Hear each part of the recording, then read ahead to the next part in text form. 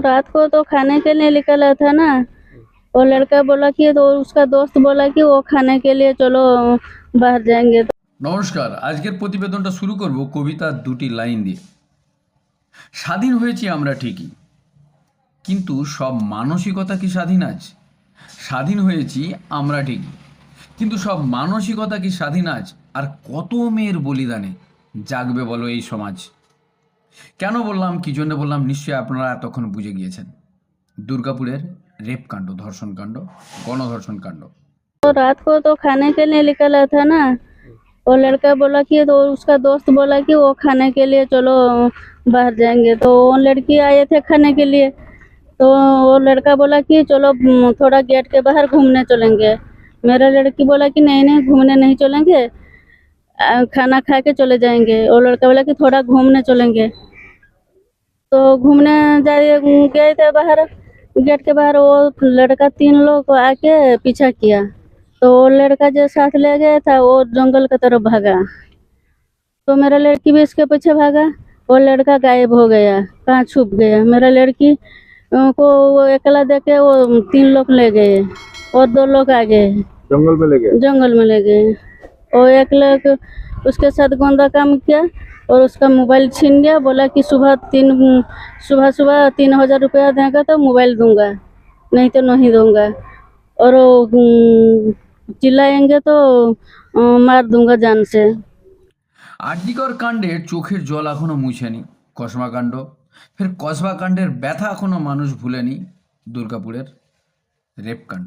Medical student ছিলেন, second ইয়ারের ছাত্রী ছিলেন এবং কলেজ ক্যাম্পাস থেকে একটু দূরেই একটি জঙ্গলে তার সঙ্গে ধর্ষণ করা হয়, পরে তাকে গণধর্ষণের শিকার হতে হয়। এখন প্রশ্ন তো উঠবেই, এই যে বারবার বলা হয় এগিয়ে বাংলা, জাগৃত বাংলা, বিশ্ব বাংলা, সোনার বাংলা, কিন্তু নিরাপদ কি বাংলা? এই প্রশ্নটা করবেন না কেউ। মেডিকেল স্টুডেন্ট, তার কাজই হচ্ছে ডাক্তারি পরীক্ষায় উত্তীর্ণ হওয়া এবং সমাজকে সেবা প্রদান করা, উদ্দেশ্য সৎ। তাহলে এইরকম একজন সৎ চিন্তাধারার মানুষের সঙ্গে, যে পুরুষ হোক বা নারী, তাদের সঙ্গে বারবার এত অত্যাচার অবিচার কেন? এই ছাত্রীটির অবস্থা এখন খুবই সংকটজনক। তাকে মেডিকেল হসপিটালে ভর্তি করা হয়েছে, ট্রিটমেন্ট চলছে। বিরোধী দলনেতা শুভেন্দু অধিকারী তাদের সঙ্গে যোগাযোগ করেছেন, কোথাও বলেছেন এবং সব রকম সাহায্যের প্রতিশ্রুতি দিয়েছেন। কিন্তু আমরা একটা জিনিস চেক করছিলাম, আমাদের মাননীয় মুখ্যমন্ত্রী মমতা ব্যানার্জি টুইটার হ্যান্ডেলে কোনো পোস্ট করেছেন কিনা, কোনো সংবেদনা ব্যক্ত করেছেন কিনা, কই চোখে তো পড়লো না। আপনারা কেউ দেখেছেন? যদি থাকেন একটু কমেন্ট বক্সে লিখে জানাবেন তো। এবার আসি, ঘটনাটা আসলে কি ঘটেছিল। একজন মেডিকেল স্টুডেন্ট, উনি পশ্চিমবাংলার নন, উনি পার্শ্ববর্তী রাজ্য উড়িষ্যার বাসিন্দা, উড়িষ্যার ঝালেশ্বরের বাসিন্দা। পড়াশোনার জন্য এখানে এসেছিলেন। কিন্তু উনি তো বুঝতেই পারেন না যে এই পশ্চিমবাংলা আসলে নিরাপদ কি আপদ। এখন অনেকে বলছেন, দেখলাম মিডিয়াতে, যে উনি রাত্রিবেলায় কেন কলেজ ক্যাম্প থেকে বাইরে গিয়েছিলেন, কলেজ ক্যাম্পাস থেকে কেন বাইরে গিয়েছিলেন, ট্যুর করছিলেন কেন? এখন প্রশ্ন তো এটাও উঠবে যে কলেজের ক্যাম্পাস কি এই রাজ্যের অন্তর্ভুক্ত নয়? ওটা কি কোনো বাইরের দেশ পড়ছে, পাকিস্তানের বর্ডার পড়ছে? তার মানে মেয়েদেরকে সুরক্ষিত থাকতে হলে 4 দেয়ালের মধ্যেই সুরক্ষিত থাকতে হবে, নচেত নয়। ওয়াসিম বলে এক ব্যক্তির সঙ্গে উনি বাইরে যান কিছু টিফিন করতে, বা যেটাকে ফুচকা বা গোলগাপ্পা বলে, যেটা জানতে পারা যাচ্ছে। সেই সুযোগের ফাঁক দিয়ে ওনাকে সামনের একটি জঙ্গলে নিয়ে যায় এবং সেখানে ধর্ষণ করা হয়, পরে গণধর্ষণেরও শিকার হয়। উড়িষ্যার যিনি মুখ্যমন্ত্রী, তিনি তার প্রতিক্রিয়া দিয়েছেন এবং সব রকম সাহায্যের প্রতিশ্রুতি দিয়েছেন। ঈশ্বরের কাছে প্রার্থনা করি উনি খুব তাড়াতাড়ি সুস্থ হয়ে উঠুক। কিন্তু প্রশ্ন একটু অন্য জায়গাতেও আছে। দেখুন, ভুল করাটা একটা স্বাভাবিক প্রক্রিয়া মানুষের, কিন্তু এমন কিছু ভুল আছে যেটা ভুল নয়, সেটা পাপ। আর এই পাপ কাজের সঙ্গে যারা যুক্ত তাদেরকে সোজাসুজি ফাঁসি দেওয়া উচিত, বিশেষ করে যারা মহিলাদেরকে একটা খেলার বস্তু ভাবেন। আরজিকর কাণ্ডের ঘটনা আমাদের সবাইকে মন থেকে নাড়িয়ে দিয়েছিল। মনে হয় অসহযোগ আন্দোলনেও এত মানুষ রাস্তায় নামেননি। সেই আরজিকরের চোখের জল না শুকাতে শুকাতে কসবা কাণ্ড, এবং সেই কসবা কাণ্ডের ব্যথায় না মানুষ ভুলতে ভুলতে দুর্গাপুরের এরকম একটা ধর্ষণ কাণ্ড। এখন শাসক দলের অনেকের প্রতিক্রিয়া দিচ্ছেন যে আমরা ব্যবস্থা করছি, চেষ্টা করছি, দোষীদেরকে গ্রেপ্তার করা হচ্ছে, তাদের সঙ্গে পুছতাছ করা হচ্ছে, কিন্তু এখানেই কি শেষ কথাবার্তা? বাংলার মানুষ কি তার নিজের যে সবচেয়ে বড় অভিমান, একজন ব্যক্তি যদি পার্সোনালি আপনি যদি প্রশ্ন করেন যে আপনার সবচেয়ে অহংকারের এবং সবচেয়ে প্রাণের জিনিস কি, অনেকে গাড়ি বাড়ি বলতে পারেন, কিন্তু একজন বাবা হিসেবে বলবেন আমার কন্যা, যদি তিনি কন্যার সন্তানের বাবা হন। তাহলে সেই রকম একটা জিনিস ঘটে যাচ্ছে দিনের পর দিন। কেন আমাদের এই সরকার, পশ্চিমবঙ্গের মাননীয় একটা দৃষ্টান্তমূলক পদক্ষেপ নিচ্ছেন না? যে ধর্ষণ মানে ডাইরেক্ট ফাঁসি, ধর্ষণ মানে ডাইরেক্ট সাজা, নো হেয়ারিং, নো, একদম ডাইরেক্ট। এরকম চাইছি, এরকম বাংলার মানুষ চাইছে। অনেক হয়েছে, অনেক হয়েছে। আর কতদিন, আর কতকাল এরকম চলবে দিনের পর দিন?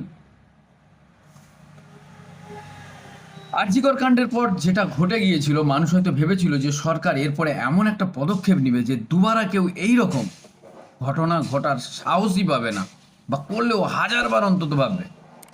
কিন্তু ওই যে কোথায় আছে না, এই রাজ্যে আইনের শাসন নয়, শাসকের আইন চলছে।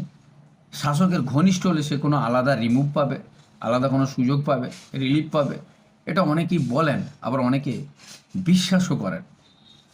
সামনে বিধানসভা ভোট, আপনার কাছে শেষ সুযোগ। এটা বলবো না আপনি কোন পার্টিতে আছেন, কি দলের মত পোষণ করছেন, এটা আপনার গণতান্ত্রিক অধিকার।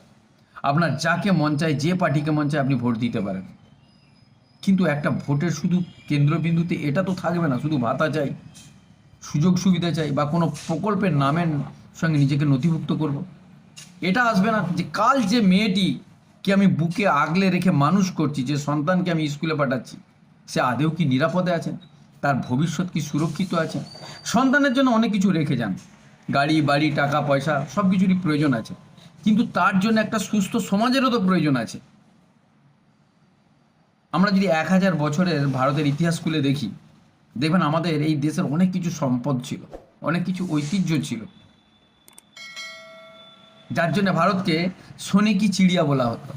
কিন্তু আজকে নালন্দা বিশ্ববিদ্যালয় বলুন, বড় বড় ধ্বংসাবশেষ পরিণত হয়ে গিয়েছে। আমাদের কাছে ঐশ্বর্য ছিল, আমাদের কাছে অভিমান ছিল, সাংস্কৃতিক ছিল, কিন্তু আমাদের মাঝে রক্ষা করার বা একসাথে লড়ার কোনো মানসিকতা হয়তো কোথাও না কোথাও কম ছিল, যার জন্য আমরা রক্ষা করতে পারি। আজ বাংলার মানুষকে, বাঙালিকে, বাঙালি সমাজকে নতুন করে ভাবতে হবে যে আমরা যাদেরকে ক্ষমতায় আনছি, আমি কোনো পার্টির উদ্দেশ্য করে বলছি না, কারোর নাম করেও বলছি না, সে কি আমার পরিবার, আমার সন্তানকে, আমার মেয়েকে সুরক্ষা দিতে পারবে? সে স্কুলে যাক, সে কলেজে যাক, সে অন্য কোথাও যাক, ট্যুরে যাক, আমি কি নিশ্চিন্তে বাড়িতে থাকতে পাবো যে কাল সন্ধে পর্যন্ত আমার মেয়েটা সুস্থভাবে বাড়ি ফিরবে? এটা কি আপনি বুকে হাত দিয়ে কখনো ভেবেছেন? কখনো মাথায় ঠান্ডা মাথায় চিন্তা করেছেন? একজন নেতা মন্ত্রীর সন্তান, তাদের যদি সুরক্ষিত জীবন হতে পারে অধিকাংশ ক্ষেত্রে, সব ক্ষেত্রে নয়, তাহলে একজন সাধারণ মানুষের পরিবারের লোক কেন সুরক্ষিত থাকবে না? এই দেশটা তো তারও, সেও তো এই দেশে ট্যাক্স ভরে, সংবিধান বলে, 15ই আগস্ট স্বাধীনতা পালন করে, তাহলে তার সুরক্ষা কোথায়? শুধু তাই নয়, সে এই রাজ্যের বাসিন্দা বলে সে সুরক্ষা পাবে, অন্য রাজ্য থেকে পাবে না এমন তো নয়। পশ্চিমবঙ্গে মাননীয়ার কথা মতো 22 লক্ষ পরিযায়ী শ্রমিক আছে বাইরের দেশে, দু একটা দুর্ঘটনা ঘটে। আর যদি অন্য রাজ্যের লোক এখানে সুরক্ষিত না থাকে, তাহলে আমাদের রাজ্যের যারা আছেন বাইরে, তারা সুরক্ষিত থাকবে কি করে? সেই প্রশ্ন তো উঠবে। আপনাদের কি চিন্তা ভাবনা আমরা কমেন্ট বক্সে লিখে জানান, এবং দেখতে থাকুন এসবি নিউজ। আসি অন্য কোনো প্রতিবেদন নিয়ে। নমস্কার।